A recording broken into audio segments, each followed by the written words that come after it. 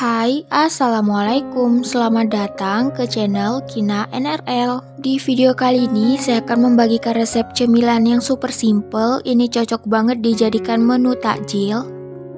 Pertama-tama, di sini saya sudah siapkan 250 gram kelapa parut yang saya ambil bagian putihnya aja. Kemudian beri 1 lembar daun pandan. Kemudian masukkan 500 gram ubi jalar. Ini beratnya setelah dikupas bersih dan dicuci bersih ya.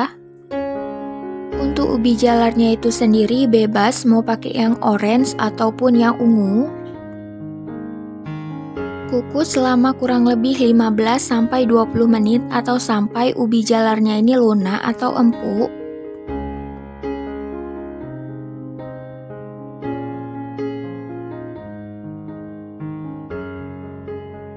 Kemudian di dalam wadah masukkan ubi jalar yang telah dikukus tadi. Selanjutnya haluskan ubi jalar, bebas menggunakan apa aja, boleh menggunakan blender ataupun chopper sesuai selera aja.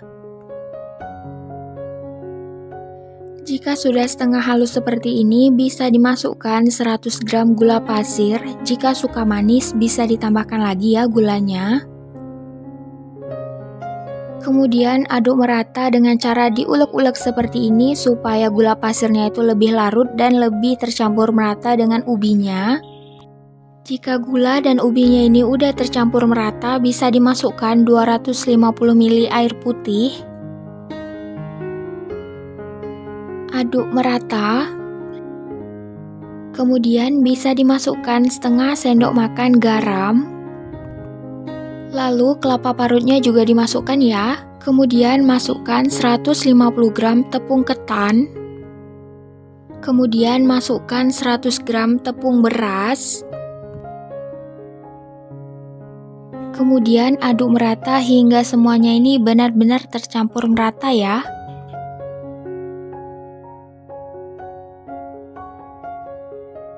Selanjutnya di sini saya sudah siapkan beberapa lembar daun pisang yang sebelumnya sudah saya panaskan terlebih dahulu di atas api kompor supaya daunnya ini lebih layu dan mudah dibentuk serta tidak mudah sobek ya.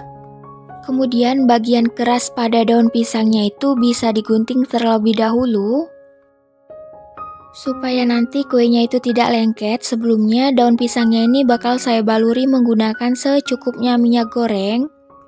Balur minyak gorengnya ini jangan terlalu banyak supaya nanti hasilnya itu bagus dan tidak basah.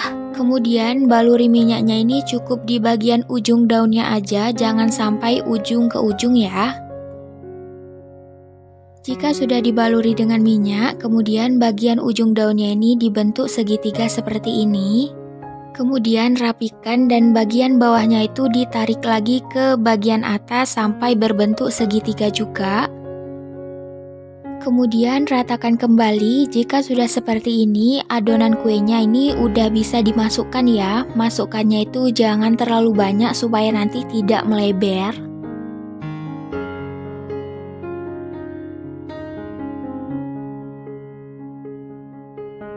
Jika kuenya sudah diisi dan dirasa sudah cukup, kemudian bagian ujung dari daun pisangnya itu ditarik ke atas kembali hingga berbentuk segitiga. Lakukan hal yang sama hingga kuenya ini benar-benar tertutup ya. Jangan lupa dirapikan supaya nanti daunnya itu lebih ketat dan adonan kuenya itu tidak mudah keluar.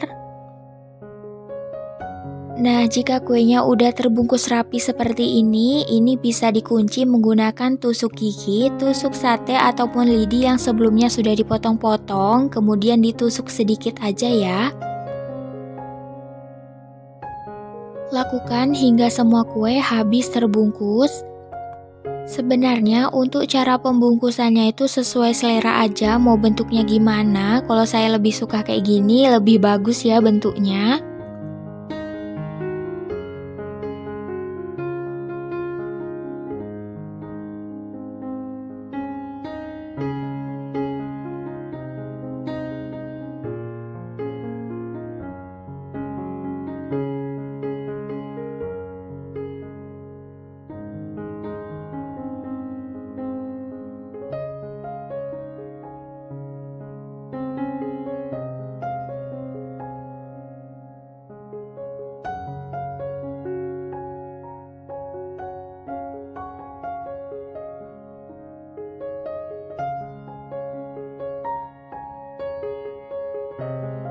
Kalau semua kue udah terbungkus rapi, langkah selanjutnya di sini saya bakal panaskan kukusan. Kalau kukusannya ini udah panas atau airnya udah mendidih, ini kuenya bisa dimasukkan ke dalam kukusan.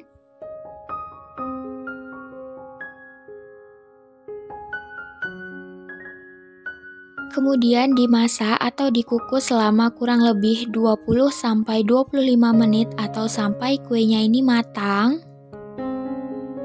Kemudian dinginkan terlebih dahulu atau bisa dimakan pas masih hangat-hangatnya supaya rasanya itu lebih enak, atau juga bisa disajikan pas berbuka puasa untuk dijadikan takjil ya. Kue ini dimakan hangat enak, dimakan dingin juga enak, rasanya manis, gurih, lembut, legi. Ini kalau misalnya bikinnya kebanyakan bisa disimpan di dalam kulkas bagian bawahnya aja dan bisa bertahan selama kurang lebih 7 hari. Pas mau dimakan bisa dihangatkan kembali atau langsung dimakan pas dingin-dinginnya aja ya.